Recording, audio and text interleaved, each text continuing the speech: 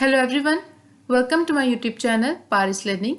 So in today's video we are going to discuss what is Epiphany and Epiphany in the novel A Portrait of an Artist as a Young Man by James Joyce. So हम इसको जब वो chapter wise discuss करेंगे with textual references. ठीक है जी. So let's proceed.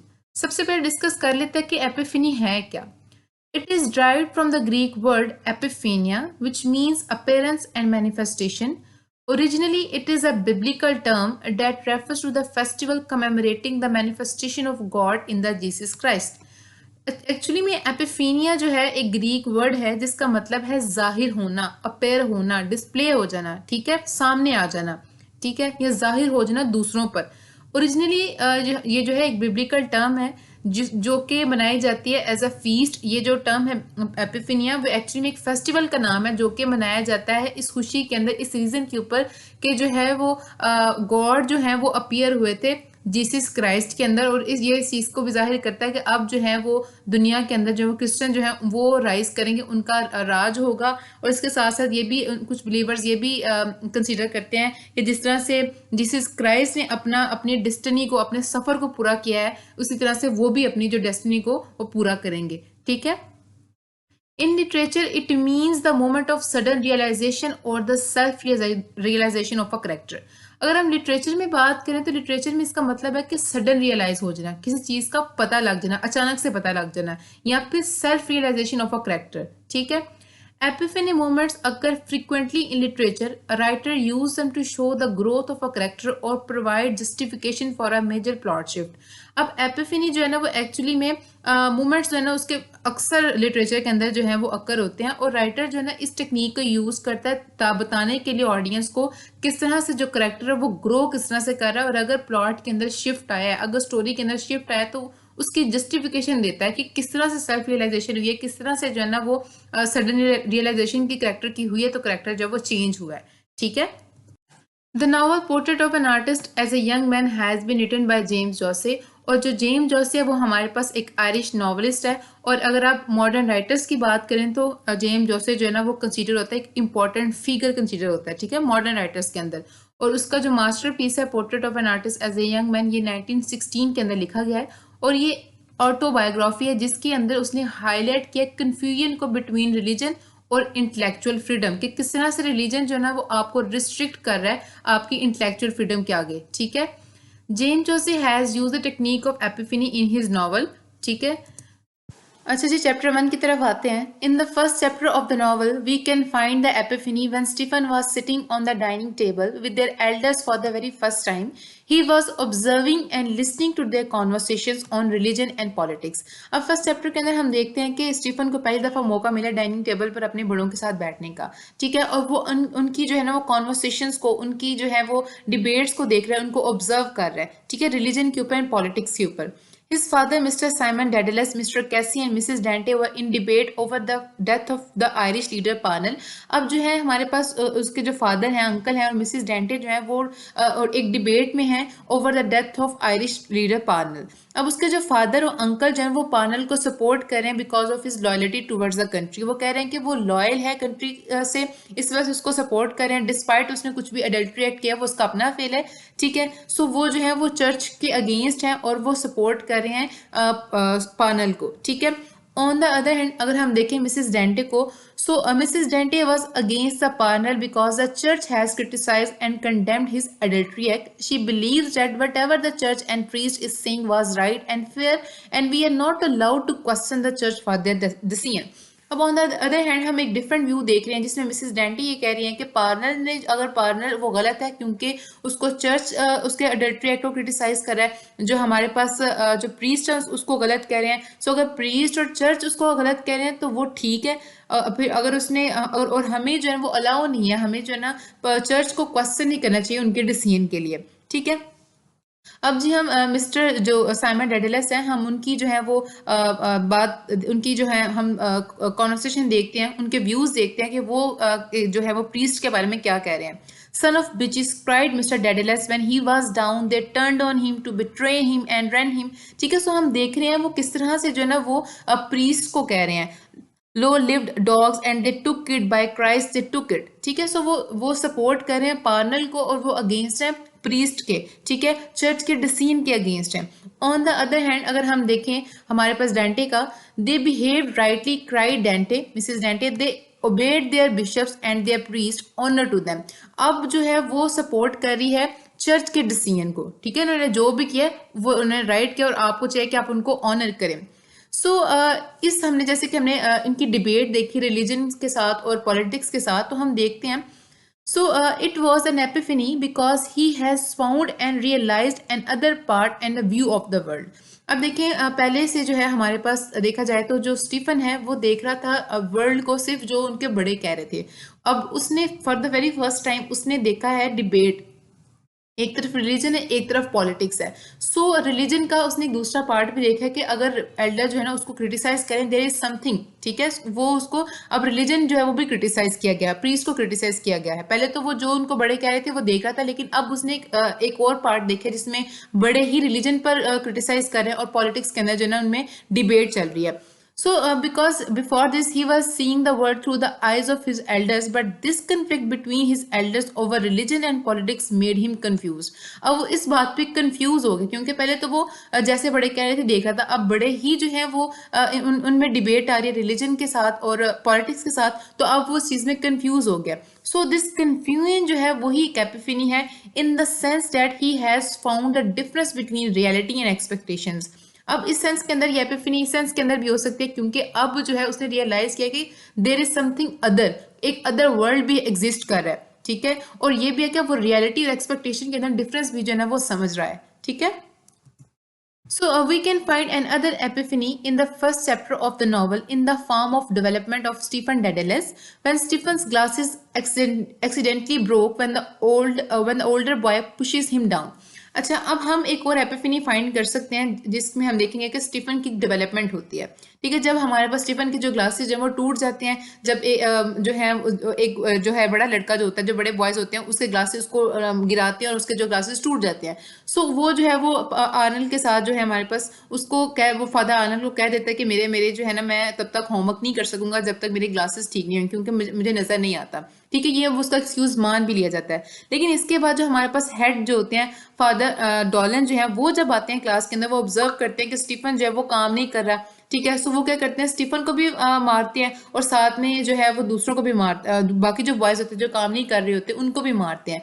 Even Stephen उनको कहता भी है कि मैं जो है मुझे क्लासेस के बगैर नजर नहीं आता, सो मैं इस वजह से काम नहीं कर रहा। लेकिन जो मिस्टर डॉलन जो है जो फादर डॉलन जो है उसकी बात नहीं मानते और उसको पैंडी बैट से मारते हैं, ठीक है। So he musters up the courage and stand against it. लेकिन अब उसको पता लगता है कि जो फादर डॉलन है वो गलत है, वो उसके लिए स्टैंड लेता है और खड़ा होता है और उनके अगेंस्ट जो है वो बोलता है। He complains to the rector for Father Dolan injustice behaviour. So वो रेक्टर के पास जाता है और कंप्लेन करता है फादर डॉलन की उनके इनजस्टिस बिहेवियर की कि मैंने जब उनको बता दिया था कि मेरे ग्लासेस ठीक नहीं है जिसकी वजह से मैं नहीं काम कर रहा, फिर भी उन्होंने मेरी बात नहीं मानी और ये इनजस्टिस बिहेवियर है। सो इस मूवमेंट पे he suddenly realises that he has become more courageous enough to speak for himself, ठीक है। सो इस मोमेंट पे ये एपिफेनी है क्योंकि वो रियलाइज करता है कि अब वो जो ना इतना करेजियस है कि वो अपने लिए बात कर सके, ठीक है। चैप्टर 2 में देखते हैं In the second chapter of the novel, we can find an epiphany when he visits his father's college and sees the word fetus on a desk। अब जब वो अपने सेकंड चैप्टर के अंदर हम एपिफेनी को फाइंड करते हैं जब अपने वो फादर के कॉलेज में विजिट करता है और वो डेस्क के ऊपर वर्ड फीटस लिखा हुआ देखता है। He realised about his own contaminated and impure thoughts. वो अपनी इम्प्योर थॉट्स के बारे में सोचता है और उसको इस तरह से रियलाइज होता है कि उसके आउटर वर्ल्ड ने जो है ना उसकी इनर रियलिटी को, उसकी इनर इम्प्योर थॉट्स को जो है ना वो एक्सप्रेस कर दिया, ठीक है। सो इस सेंस के अंदर ये एपिफेनी है क्योंकि उसकी रियलाइजेशन हो रही है कि वो किस तरह से जो है ना उसकी इनर थॉट्स को, जो उसके अपनी थॉट्स हैं वो आउटर वर्ल्ड ने जो है उसको रिवील कर दिया, ठीक है। सो ऑल्सो हम देखते हैं कि he was noticing the beauty and purity through the girl Mercedes. हम ये भी नोटिस कर रहे हैं कि वो जो ब्यूटी को और प्योरिटी को जो हम नोटिस कर रहे हैं वो थ्रू द गर्ल मर्सिडीज कर रहा है। वो उसकी क्लास फेलो थी, she often comes to his dreams, he can not stop admiring and thinking about her. अगर हम इन लाइन्स को देखें तो हमें लग रहा है कि उसकी सेक्सुअल अवेकनिंग हो रही है, ठीक है। Furthermore, in order to find pleasure, he starts to visit the prostitutes. He satisfied his conscience by saying to himself that I am doing sin, but I am still feeling player. So ये है कि इसके साथ साथ हम देख रहे हैं कि वो सेक्सुअल प्लेयर्स के लिए अपने, ठीक है, वो प्रोस्टिट्यूट्स को जो है ना विजिट कर रहा है, उसको पता है कि वो गलत कर रहा है, लेकिन स्टिल जो है ना क्योंकि उसको अच्छा लग रहा है, सो वो उनको विजिट कर रहा है। So we can find an epiphany as James Joyce has shown us the sexual awakening of Stephen Dedalus. ठीक है, अब जी चैप्टर 3 में देखते हैं एपिफनी को। When he attends the sermon of the saints in his college over the judgment day and the concept of hell and heaven, he feels sinful.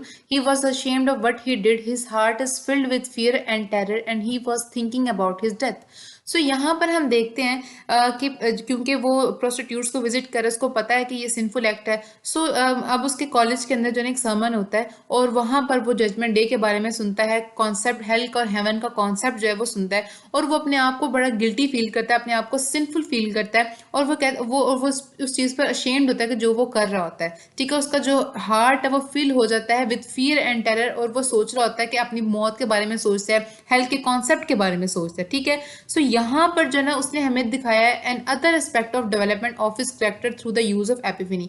अब यहाँ पर हम उसके कैरेक्टर की डेवलपमेंट देख रहे हैं किसी और एस्पेक्ट के अंदर, एक और एस्पेक्ट देख रहे हैं कि पहले जो है वो उसको पता है कि वो सिंफुल एक्ट कर रहा है, लेकिन जो अपने प्लेयर के बारे में सोच रहा है वो ब्यूटी को अट्रैक्ट कर रहा है, लेकिन यहाँ पर क्योंकि उसने ये इस चीज को सडनली रियलाइज करता है कि उसने गलत किया। ठीक है, वो प्रोस्टिट्यूट्स को विजिट कर रहे हैं, एक सिंफुल एक्ट है, और यहाँ पर वो एपिफेनी सेंस के अंदर है क्योंकि अब जो है वो इस चीज को छोड़ रहा है। ठीक है, at this stage of his life Stephen becomes a fanatic and change in his life is shown through these lines। अब लाइन देखते हैं जब वो कन्फेशन करता है गॉड के सामने। He knelt there sinless and timid, and he would hold up his tongue and the host, and God would enter his purified body। ठीक है, यहाँ पर अब एक वर्ड देखें, another life, a life of grace and virtue and happiness। It was true, it was not a dream from which he would awake, the past was past। अब उसने confession किया है, और अब वो कन्फेशन के अंदर देखिए वो एक अनदर लाइफ के बारे में बात कर रहा है। ठीक है, एक ग्रेस और विर्चू वाली लाइफ के बारे में बात कर रहा है, एक रिलीजियस लाइफ के बारे में बात कर रहा है। ठीक है, so here the word another life, जो बस यहाँ पर ये वर्ड जो another life of ये symbolize कर रहा है a new start of the life of Stephen in which there is no place for the sins। Here he believes that he will remain religious for the rest of his life, but he himself is unaware of what the future beholds।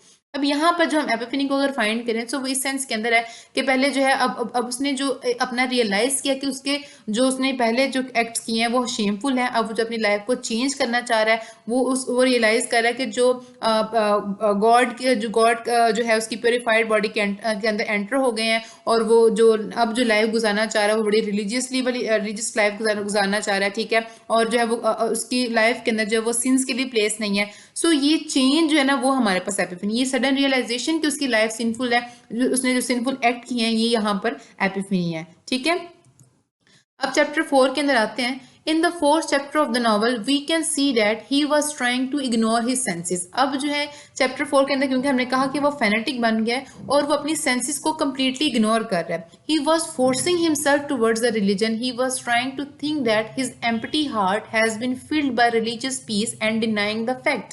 But at the same time, he cannot stop himself thinking about the girl Mercedes। Later, he sees the face of a priest who is quite seductive। ठीक है, अब यहाँ पर chapter 4 के अंदर हम फिर उसके वो रियलाइज कर रहा है कि वो एक तो वो अपने आप को फोर्स कर रहा है रिलीजन की तरफ। ठीक है, वो अब उसका वो ये अपना जानबूझ के अपने आप को फील करवाना चाह रहा है कि उसका जो हार्ट है वो रिलीजियस पीस से फिल्ड है। ठीक है, और वो जो फैक्ट है जो वो ब्यूटी को एडमायर कर रहा था वो उसके अपने सेंसेस को वो इग्नोर कर रहा है, लेकिन एट द सेम टाइम वो इस एक्टिविटी के बाद भी जो है ना वो फिर गर्ल मर्सिडीज के बारे में सोच रहा है। फिर वहाँ पे वो एक प्रीस्ट को देखता है, वो बड़ी अट्रैक्टिव होती है। सो ये है कि वो जो है जो चीज़ों को इग्नोर कर रहा है वो दोबारा उन्हीं चीज़ों पर जो है वो दोबारा उन्हीं चीज़ों को वो सोच रहा है। ठीक है, So when the director called Stephen and shared his opinion that Stephen should be a priest, after visiting the director's office, he has realized that he cannot live a boring life as this life is not giving him inner peace।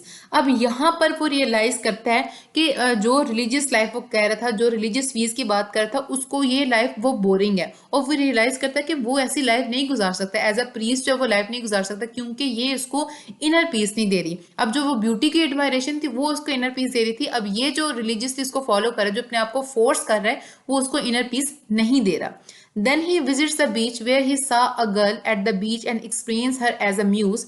This was a moment of realization for the Stephen, as it was a sort of message that was received by Stephen from a spy, that he learns that the secret of art as well as the beauty and finally the birth of an artist takes place.